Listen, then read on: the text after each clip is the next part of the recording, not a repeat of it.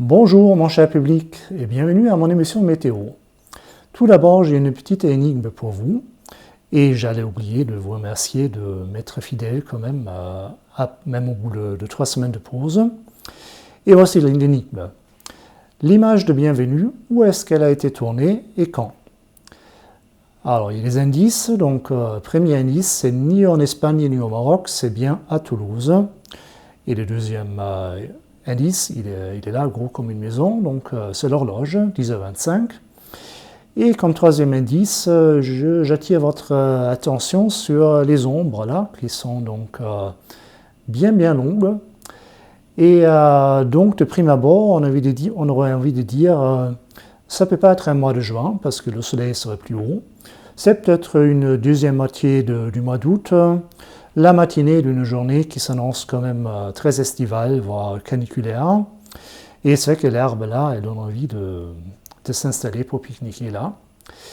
Et en fait, le piège, il est au niveau du deuxième indice, c'est que l'horloge n'affiche pas la bonne heure. En réalité, l'image a été tournée ou prise aujourd'hui à 14h10. Et l'heure est intéressante parce que c'est juste une demi-heure après le zénith du soleil. Donc le soleil est presque à son plus haut. Et c'est une chose qui m'étonne toujours que quand on fait le calcul, là en fait on est à 63 jours avant le solstice d'hiver. Donc encore 63 jours après, c'est le 24 février que le soleil aura la même puissance. Alors qu'un 24 février, on peut s'imaginer les conditions où ces palmiers-là ne seraient pas très heureux, en fait. Donc voilà, c'est un peu l'inertie des saisons, mais je trouve ça toujours intéressant.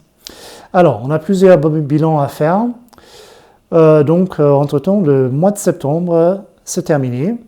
Et il a été perçu comme plutôt fraîche, plutôt frais, et maussade, même maussade. Donc, on a toujours les mêmes cartes là en provenance de Météoville. Et on voit que l'écart des températures, sur le plan national, il est exactement 0, avec des valeurs quand même un peu plus négatives chez nous dans le sud. Et dans l'historique des années, on retombe un peu sur la moyenne de 1991 à 2020.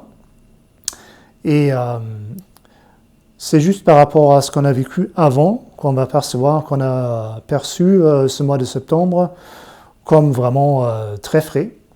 Mais en réalité, on voit bien que depuis 1995, il y a quand même une tendance, là c'est l'année. Jusque-là, c'était assez stable. Et après, la courbe de température rappelle un peu une action, le cours d'une action à tendance haussière. C'est-à-dire, les températures font des hauts toujours plus hauts, et surtout, ce qu'on va démontrer là, les bas toujours plus hauts. Donc, voilà, ça illustre bien qu'il y a une tendance qu'on appelle bien le réchauffement climatique. Voilà, il est là, même si cette fois-ci, on n'a pas trop senti. Voilà.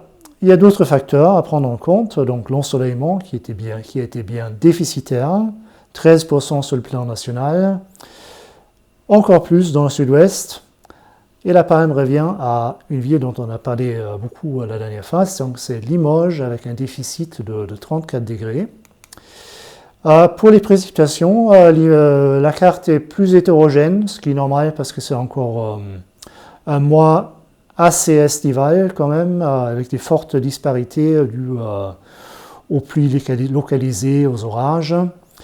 Et ce qui saute aux yeux, c'est tout de même le cas de Montpellier, qu'on va étudier un peu plus de près, parce que dans les normales saisonnières, en fait, les mois de septembre et octobre sont les plus pluvieux à Montpellier, ce qui est dû aux épisodes qu'on appelle méditerranéens ou cévenols, alors que cette année, ce n'est pas du tout le cas. Donc là, en septembre, on retrouve les mois 83%, qui correspondent donc à 15 mm, et en octobre, rien du tout jusqu'à présent. Donc ça montre bien le caractère aléatoire de ces épisodes-là, parce qu'un épisode comme ça, un épisode sévenoral, ça peut apporter facilement 150-200 mm de pluie à Toulouse. Non, pas à Toulouse, bien sûr, à Montpellier, excusez-moi.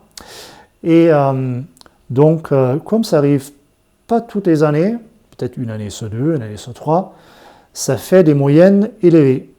Mais ce n'est pas pour autant que le mois d'octobre est pluvieux à Montpellier.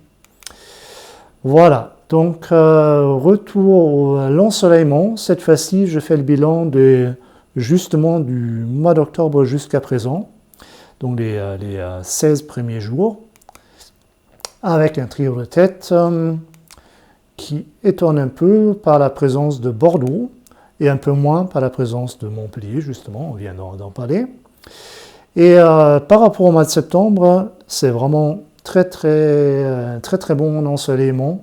Quand on traduit ça en heures de soleil par jour, ça fait plus de 9 heures de soleil par jour à Montpellier, et même à Limoges, presque 8, donc Limoges se rattrape. Donc on peut dire les mois de septembre et octobre, cette année, ils se suivent, mais ils ne se ressemblent pas jusqu'à présent. La situation actuelle, avec une belle image satellite, sur laquelle on remarquera tout de suite deux choses. Un gros centre dépressionnaire au large d'Irlande, qui va nous consoler. En fait, le temps calme, c'est bientôt fini. Et plus localisé, donc, les entrées maritimes dans les Pyrénées-Orientales, qui ont fait un effet quand même remarquable là, avec une météo très différente des autres régions aujourd'hui. Ça, c'est donc la situation actuelle retranscrite en répartition des pressions. Et on voit que c'est assez clair. Donc, il y a deux gros centres dépressionnaires avec un anticyclone. Non, de l'autre côté, voilà. Excuse-moi. Un anticyclone à cheval entre les deux. Et on va voir ce qu'avaient prédit les modèles américains et européens il y a une semaine. Ah oui, donc pour la master, on prend l'isotherme 10 degrés comme repère. Alors, là, c'était les prévisions du modèle américain qui sont plutôt bonnes dans les grandes tendances. On voit bien les trois systèmes là. Là, c'est bien prévu, correct, mais là, pas bien prévu du tout. Et dommage, c'est justement ce système dépressionnel là qui va nous intéresser. Par contre, l'isotherme 10 degrés pour la master, c'est impeccable, donc bien prévu. Je donne 15 sur 20. Retour à la situation actuelle. Rappel de l'isotherme 10 degrés qui est juste au-dessus de nous, en fait, avec ces deux petites bulles là, on est vraiment dedans. C'est 10 degrés chez nous. Facile à retenir. Et les prévisions du modèle européen il y a une semaine, avec une structure plus marquée. Donc, ça c'est bon, ça c'est bon. L'anticyclone un peu moins, il avait plutôt prévu du côté d'Islande. Là c'est correct. Et pour la master, pareil, bien prévu, impeccable.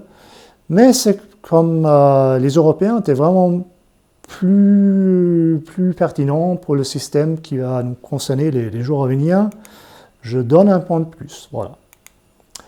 Les prévisions plus concrètement maintenant pour le week-end. Les minimales samedi, généralement inférieures à 10 degrés. Les maximales avec des conditions encore presque estivales dans les Landes. La nuit de samedi à dimanche, un peu plus douce.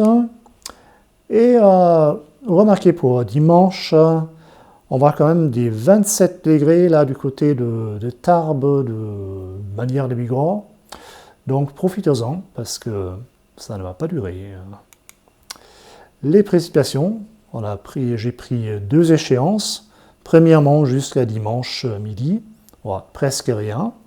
Quelques entrées maritimes dans le Languedoc, mais c'est tout. Et juste 12 heures plus tard, donc la nuit de dimanche à lundi, les pluies arrivent bien. Donc ils arrivent par l'ouest évidemment. Et vont par la suite concerner plus de régions, on verra ça après. L'ensoleillement, samedi, juste encore les entrées maritimes à signaler dans les PO. Sinon, journée vraiment très très bien ensoleillée pour la saison, hein, jusqu'à 11 h.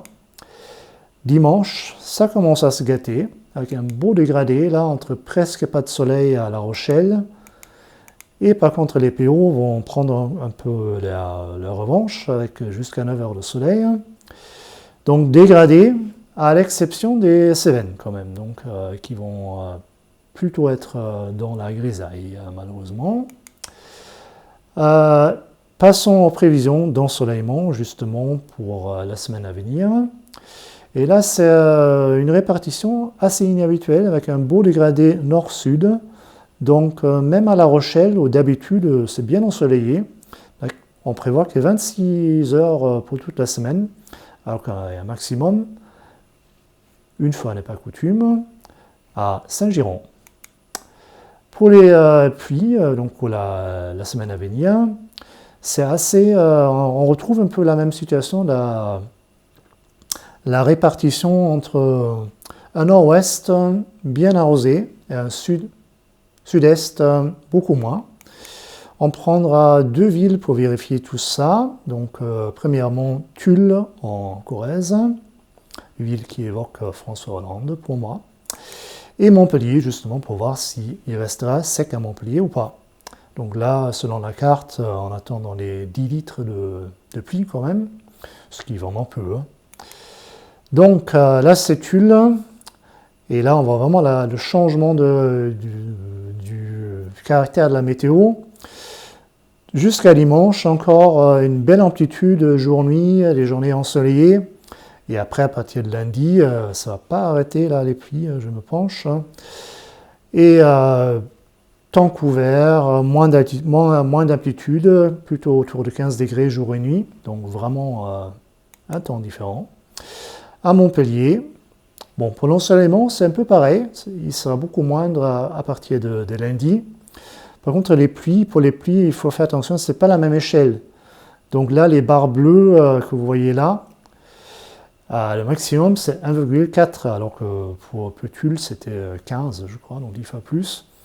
Donc ça se confirme, pas beaucoup de pluie à Montpellier, mais aussi moins de soleil. On enregistre les prévisions pour la semaine, donc pour l'échéance dans 7 jours, du modèle américain, qui nous annonce un beau disque là sur un disque dépressionnaire sur l'Écosse. Et toute cette aire de couleur verte là, c'est de l'air polaire. Donc voilà, chez les Américains, il y a l'isotherme 5 degrés qui arrive sur les Pyrénées. Donc beau rafraîchissement, 5 degrés toujours pour la masse d'air, pas au sol. Pour les Européens, c'est la même structure, mais c'est encore placé un peu différemment. Ce qui fait qu'on sera quand même à l'abri de l'air polaire, là, avec une isotherme à 5 degrés au centre de la France, quoi. Et chez nous, on va même à 10 degrés, voire 15 degrés sur les Pyrénées même. Donc, c'est une belle différence qu'on aura le plaisir de dépouiller la semaine prochaine. Voilà, c'est tout pour aujourd'hui. Merci d'avoir suivi l'émission jusqu'à la fin et je vous dis à la semaine prochaine. Au revoir.